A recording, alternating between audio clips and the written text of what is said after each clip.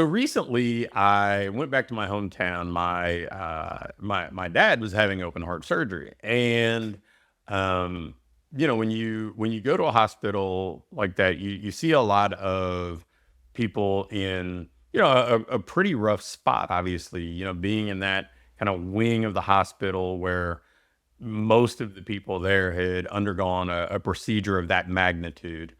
And I think that it's this reminder of building a business that, is a two-way street. Yes, you're serving clients, you're serving your team members, you're helping them build a wonderful livelihood, you're helping your clients achieve their goals. But the business needs to serve you too. It needs to allow you to live the life that you want to live. And so the first part of it that I thought about was really simple. It was really straightforward, right? It was the fact that I was grateful that, and I could kind of get away at whatever time I needed to. Originally, the surgery was scheduled for 1 week. The doctor fell sick, and they had to postpone it another week. And it was no problem for me to just kind of shift gears, step away, and come back a week later.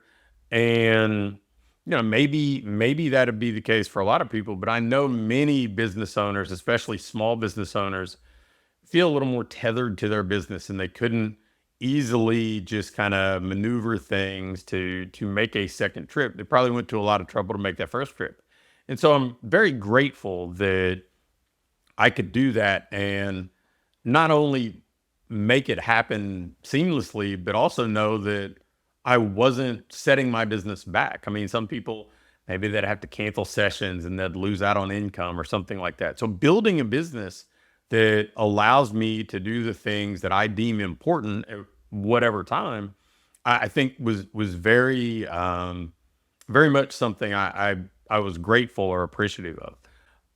But the other thing that I thought about while I was there, and I'm not trying to be morbid about it or whatever else, but just understanding that we've got a limited amount of time to do the things that we want to do, and you know whether that's uh, you know being able to enjoy vacations because like with our kids because maybe the clock's ticking and at some point they're out of the house and independent and you don't have as much control over their schedule or you know spending time with our significant other or enjoying friends or whatever else or maybe even embarking on you know experiences that might be tougher to pull off when you're older. I think that a lot of society has been conditioned to think that like, hey, just grind and work and work and work and then save and put away and then you can retire, in your 60s or 70s and then you can do stuff then. I'm like, well, I saw a lot of people in that wing of the hospital who fell into that age group and, thankfully, you know, their surgeries were going well and hopefully they'll recover, but it definitely is going to limit some of the things that they could potentially experience, some of the opportunities that they might have been able to do in their 30s or 40s may not be available to them now. And it's interesting. My dad still owns a small auto repair garage. He's owned it. This coming year will be the 40th year. Um, and it's kind of more of a hobby at this point, a gathering spot for all his retiree friends. But he'll still, because he's kind of still in that mindset of how he might have been when it was in its heyday. Like he'll say, business is slow, or the economy's bad, and he'll talk about that stuff. And I had to remind him while he was in the hospital. I'm like, what I didn't hear from you in the past week was that business is slow. And his priorities had shifted. His priorities had shifted towards health and getting back to being able to be independent and doing the things that he wanted to do.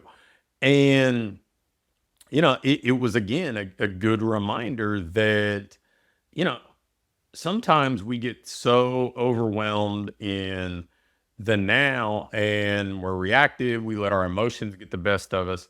and we're not making the most of the moment.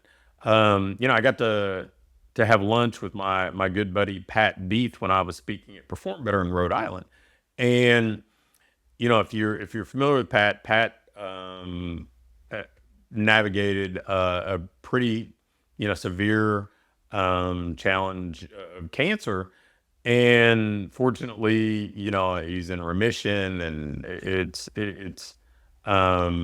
and he's kind of back to being able to do some of the things that, like, running his business and certainly spending a lot of time with his family.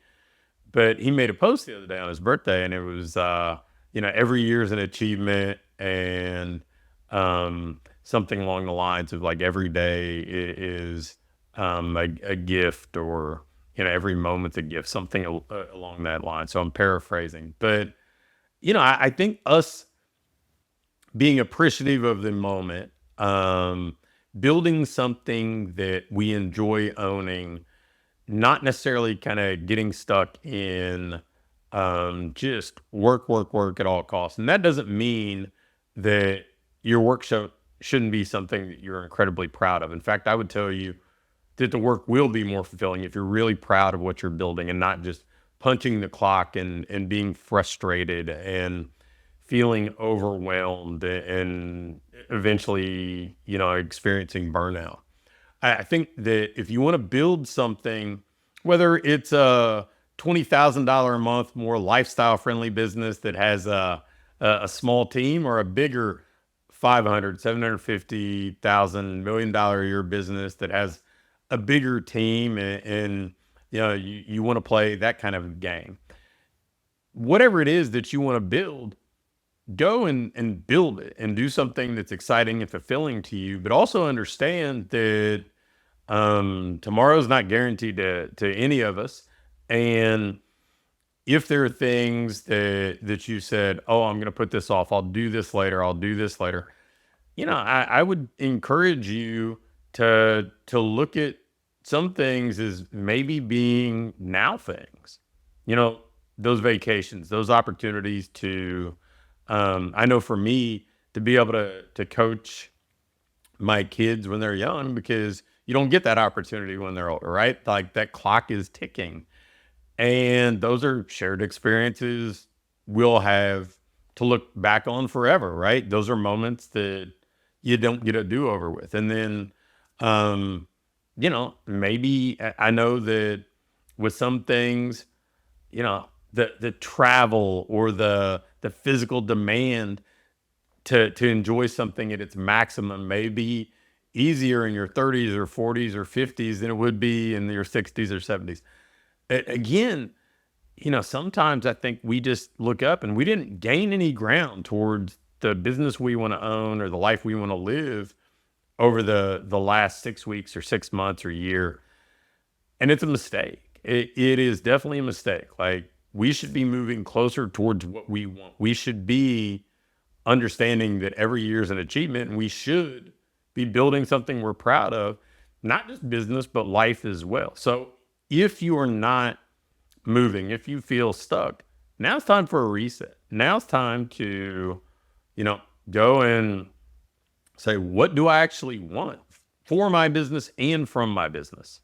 And re-engineer it so it produces that, so that you're working on something that gives you what you want, that you can be proud of, and that really is a double win, right? You have the impact on others that you want to have, but you also reap the rewards as an owner that you deserve.